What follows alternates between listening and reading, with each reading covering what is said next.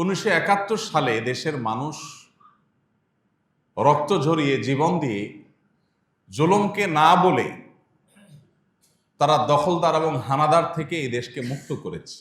অর্থাৎ দেশের জন্ম হয়েছে একটা যুদ্ধের মধ্য দিয়ে। জন্মের পর রাষ্ট্র কিভাবে পরিচালনা হবে সেই সংবিধান যখন লেখা হয়েছে, সেই সংবিধানে ওই মুক্তিযোদ্ধারা যারা যুদ্ধ করে দেশকে স্বাধীন করেছেন, সেই মুক্তিযোদ্ধাদের চেতনা, তাদের বিশ্বাস, তাদের ভক্তি, তাদের ঈমান, তাদের সে উপলব্ধি, সে বিষয়গুলো সংবিধানে সেভাবে স্থান পায়নি। স্থান পেয়েছে উল্টাটা। আপনি যদি লক্ষ্য করেন, আপনি দেখবেন মুক্তিযুদ্ধের মূল নীতি হিসাবে যেগুলো উল্লেখ করা হয় সেগুলো তখন কোথায়, কে ঘোষণা দিয়েছে, এই নীতিগুলো কোথা থেকে পাওয়া গেছে, সেগুলো আপনি হাতড়ে কোথাও পাবেন না। যে যুদ্ধ যারা করেছেন সে যুদ্ধের প্রায় সবাই, সকল মুক্তিযোদ্ধারা, তারা রাইফেল রেখে ফজরের নামাজ পড়ে আল্লাহর কাছে দোয়া করে চোখের পানি ফেলে জুলুমের বিরুদ্ধে নিজের মা বোন, দেশের ইজ্জত সম্ভ্রম এবং নিজেদের অস্তিত্বকে রক্ষা করবার জন্য, স্বাধীনতাকে পাওয়ার জন্য তারা আল্লাহর কাছে দোয়া করে তারপর লড়াইতে নেমেছে।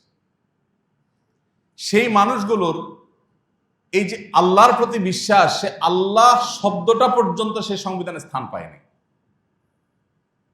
7 মার্চের যে রেসকোর্সের ভাষণে সর্বশেষ বাক্য ছিল আল্লাহ, দেশকে স্বাধীন করে ছাড়বো আমরা ইনশাআল্লাহ। ইনশাআল্লাহ মানে কি?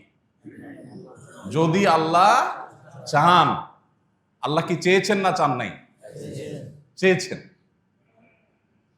আল্লাহ চাইলে আমরা স্বাধীন হতে পারবো, না হলে আমরা পারবো না।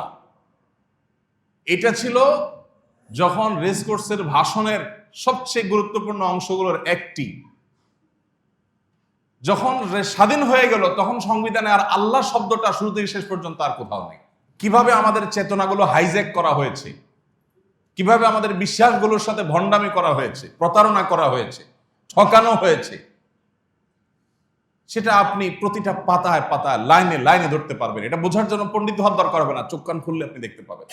যে স্বাধীনতা অর্জনের আগে বলা হয়েছে আল্লাহ চাইলে হবে, না হলে হবে না, স্বাধীনতা হওয়ার পর আর আল্লাহর নামই নাই।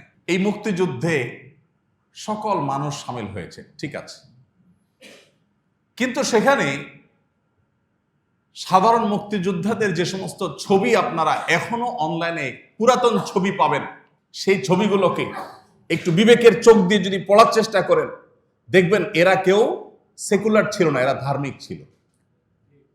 ওই ছবিগুলোকে যদি আপনি বিবেকের চোখ দিয়ে একটু পড়ার চেষ্টা করেন, আপনি দেখবেন তারা সবাই প্রচন্ড রকমের ধর্মবিশ্বাসী মানুষ ছিলেন। ধর্মবিশ্বাসী মানুষদের রক্তের উপরে যদি কোনো রাষ্ট্র তৈরি হয়, সেই রাষ্ট্রের সংবিধানে ধর্মবিশ্বাসকে ছুঁড়ে ফেলে দেওয়া হবে। এর চেয়ে বড় বেঈমানি আর কি হতে পারে? আপনি তখনকার স্বাধীনতাকামী মানুষদের বিরুদ্ধে দাঁড়ানো যে রাজাকারদের ছবিগুলো এখনো পাওয়া যায়, সেগুলোকে একটু বিবেকের চোখ দিয়ে পড়ার চেষ্টা করেন, দেখবেন একটারও মুখে দাড়ি নাই, ধর্মের কোনো নামগন্ধ তাদের শরীরে নাই। কিন্তু সেই রাজাকারের চরিত্রে দাঁড় করানো হয় এখন সাদা শুভ্র দাড়ি বিশিষ্ট ধার্মিক মানুষগুলোকে। মুক্তিযুদ্ধকে দাঁড় করানো হয় ইসলামের বিরুদ্ধে, আর মুক্তিযুদ্ধের বিরোধীদের ওখানে দাঁড় করানো হয় ইসলামকে এবং মুসলমানদেরকে। অথচ ঘটেছে তার উল্টা। তো এইভাবে আমাদেরকে প্রতারিত করা হয়েছে, এভাবে আমাদেরকে ঠকানো হয়েছে। আমি একটা কথা প্রায় বলি, 50 বছর ধরে একটা জিগির আমাদেরকে শোনানো হয়েছে, তা হলো রাষ্ট্র থেকে ধর্মকে আলাদা করে ফেলা।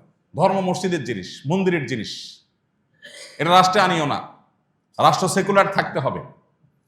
তো রাষ্ট্র সেকুলার থেকে তো 50 বছর আমরা দেখলাম কি হয়েছে। যে লাউ সেই কদু, যে চুরি সে বাটপারি। আগে পাকিস্তানিরা শোষণ করতে, এখন ক্ষমতাসীনরা করে। আগে তারা সব লুণ্ঠন করে নিয়ে যেত, এখন যারা যখন ক্ষমতা থাকে তারা তখন লুণ্ঠন করে বিদেশে নিয়ে যায়। বেশ কম কি? আমাদের পরে স্বাধীন হয়ে আমাদেরকে রেখে আরো শত শত মাইল সামনে চলে গেছে, কয়েকশো বছর সামনে চলে গেছে, আর আমরা জায়গায় দাঁড়ায় আছি। তো তোমাদের এই সেকুলার সিস্টেম তো আমার রাষ্ট্রের উন্নতির, বাহ্যিক উন্নতির পথেও নিয়ে যেতে পারে নাই। এদেশের মানুষের মধ্যে যে ধর্মীয় সম্প্রীতি আছে, আমি প্রায় সময় বলি পৃথিবীর কোন অঞ্চলের মানুষের এই দুঃসাহস থাকা উচিত না যে বাংলাদেশের মানুষকে ধর্মীয় সম্প্রীতি শিখাইতে আসবে। এই সাহস কারোর থাকা উচিত না। আপনি পৃথিবীর পূর্বে এবং পশ্চিমে, উত্তরে, দক্ষিণে যেদিকে যান দেখবেন মুখে সংখ্যালঘু জিকির করা মানুষরা কিভাবে সংখ্যালঘুদেরকে উকুলের মতো টিপে টিপে মারে। পশ্চিমারা দেখবেন সংখ্যালঘু জিকির শোনায় আমাদেরকে। ওদের ওখানে মুসলমানরা কেমন আছে একটু খোলা খোঁজ খবর নিয়ে দেখেন। ওই দেশে থাকা মুসলমানদের থেকে খবর নেন যে তোমরা কেমন আছো, মসজিদে আজান দিতে পারো কিনা, মন চাইলে একটা মসজিদ খুলতে পারো কিনা। অথচ আমার এদেশে খ্রিস্টানরা তাদের ধর্ম পালন করছে, হিন্দুরা তাদের ধর্ম পালন করছে, মুসলমানরা পারলে তাদের সম্প্রীতি দিচ্ছে, পারলে পাহারাদারি করছে তাদের মন্দির যাতে হামলা শিকার না হয়। এটা সেই দেশ। এদেশের মানুষকে এই সেকুলারিজম গিলায়া, ওই ট্যাবলেট খাওয়াইয়া আমাদেরকে মানুষ বানানোর প্রয়োজন না। আমরা আগে থেকে মানুষ আছি আলহামদুলিল্লাহ। বরং সংখ্যাগরিষ্ঠ মানুষ এদেশের ধর্মপ্রাণ। হিন্দুরাও ধর্মপ্রাণ, মুসলমানরা ধর্মপ্রাণ। হিন্দুরা তাদের ধর্মে, মুসলমানরা তাদের ধর্মে ধর্মপ্রাণ। অতএব রাষ্ট্র পরিচালনার যে মূল সংবিধান, সেই সংবিধানে যদি ধর্ম বিশ্বাসের প্রতি শ্রদ্ধাবোধ থাকতো, তাহলে এদেশের ধর্মপ্রাণ মানুষদেরকে রাষ্ট্র অন করত, তারা রাষ্ট্রকে অন করত এবং রাষ্ট্র অনেক বেশি এগিয়ে যেতে পারত।